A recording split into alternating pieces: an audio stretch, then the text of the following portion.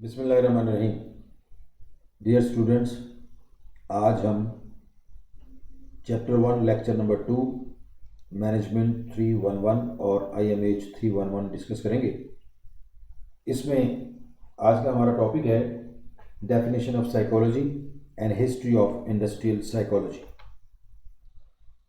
نفسیات کی چند تعریفیں کی گئی ہیں. پہلی ہے کہ نفسیات بیسیکلی دو یونانی الفاظ سائیکی اور لوگاس کا مجموعہ ہے. سائیکی کا مطلب ذات، نفس اور روح اور ذہن ہے، جبکہ لوگاس کا مطلب علم. اس طرح سائیکالوجی کا مطلب علم الروح بنتا ہے. یہ تعریف ارسطو نے کی تھی، بعد میں اس پر تنقید بھی ہوئی.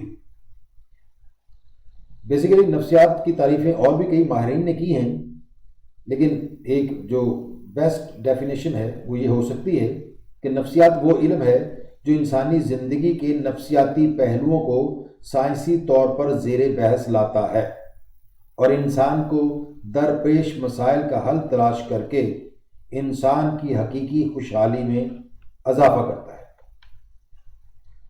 نفسیات وہ علم ہے جو انسانی زندگی کے نفسیاتی پہلوؤں کو سائنسی طور پر زیر بحث لاتا ہے اور انسان کو درپیش مسائل کا حل تلاش کر کے انسان کی حقیقی خوشحالی میں اضافہ کرتا ہے.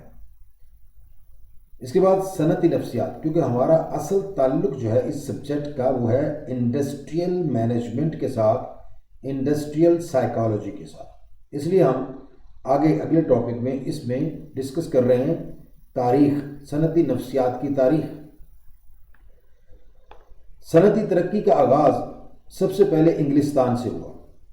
اس کے بعد آہستہ آہستہ اس ترقی نے ساری دنیا کو اپنی لپیٹ میں لے لیا.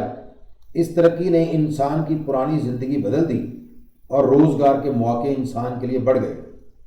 ہزاروں افراد فیکٹریوں، کارخانوں، ملوں، کانوں اور دفاتر میں کام کرنے لگے. ان حالات نے لوگوں کو ذہنی اور جسمانی طور پر بیدار کیا اور مختلف ماہرین و مفکرین نے ماضی میں بھی صنعتی مسائل کے بارے میں تجاویز دی. مثلا 1594 میں 1594 میں جان ہاورڈ نے ملازمین کے انتخاب کے سلسلہ میں ایک کتاب لکھی. 1680 میں بوریلی نے جانداروں کی حرکات اور سکنات کا مطالعہ کرتے ہوئے انسانی پٹھوں کی حرکات کا جائزہ لیا اور بتایا کہ ان پٹھوں کی حرکات مشین کی حرکات سے مشابہت رکھتی ہیں. 18ویں صدی میں کولمبو نے ان کاموں کی پیمائش کی جن میں انسان جلد تکان اور بوریت کا شکار ہو جاتا ہے، یعنی ان کاموں کی پیمائش کی جن میں انسان جلد تھک جاتا ہے، بور ہو جاتا ہے. اور اسی صدی میں لومیٹری نے انسانی مشین کے نام سے ایک کتاب لکھی جس میں اس نے یہ نتیجہ اخذ کیا کہ انسان مشین کی مانند ہے.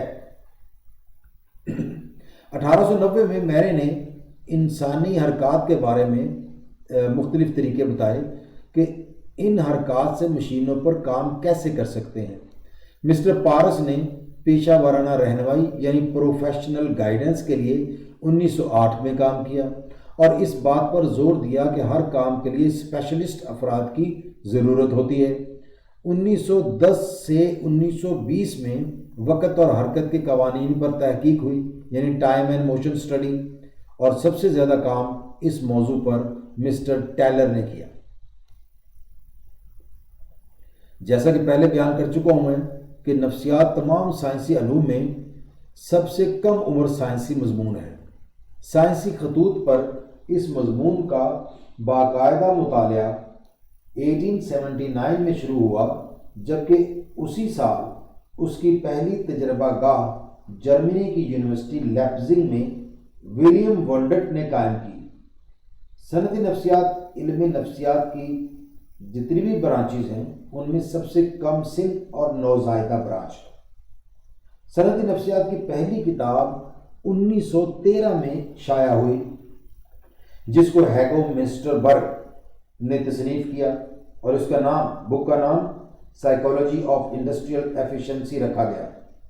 علم نفسیات کے تحت تحقیق اور تجربات کے ذریعے انسانی فطرت کے سربستہ رازوں اور گمنام گوشوں کو بے نقاب کرنے کا کام پوری دلچسپی سے ہو رہا ہے اور حالات کار یعنی ورکنگ کنڈیشنز کہ کون سے حالات ورکر کے لیے زیادہ بہتر ہوتے ہیں، کن حالات میں رہ کر ورکر زیادہ بہتر کارکردگی کا مظاہرہ کر سکتا ہے، اور اسی طرح کے دیگر صنعتی امور میں فطرت انسانی کے رویوں کو، ان کے جذبات کو، ان کے کردار کو، ذہانت اور فطانت کے مطالعے کو بھی فروغ دیا ہے، اور یہ سب کچھ صنعتی نفسیات کی بدولت ممکن ہوا ہے کہ جس میں انسان پر صنعتوں میں توجہ دینا شروع ہوئی۔